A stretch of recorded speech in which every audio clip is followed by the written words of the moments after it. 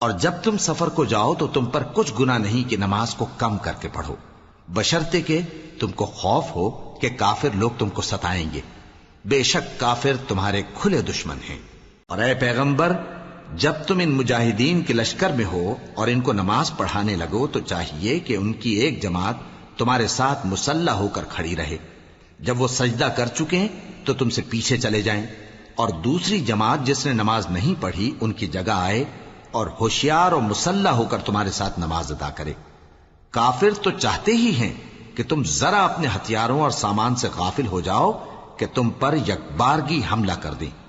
اور اگر تم بارش کے سبب تکلیف میں ہو یا بیمار ہو تو تم پر کچھ گناہ نہیں کہ ہتھیار اتار رکھو، مگر اپنا بچاؤ ضرور کر رکھو، اللہ نے کافروں کے لیے ذلت کا عذاب تیار کر رکھا ہے۔ پھر جب تم یہ نماز تمام کر چکو تو کھڑے اور بیٹھے اور لیٹے ہر حالت میں اللہ کو یاد کرو، پھر جب تم مطمئن ہو جاؤ تو پورے آداب کے ساتھ نماز پڑھو۔ بے شک نماز کا مومنوں پر اوقات مقررہ میں ادا کرنا فرض ہے، اور ان کفار کا پیچھا کرنے میں سستی نہ کرنا۔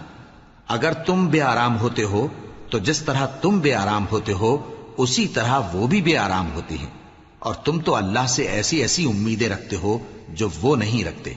اور اللہ سب کچھ جانتا ہے، بڑی حکمت والا ہے۔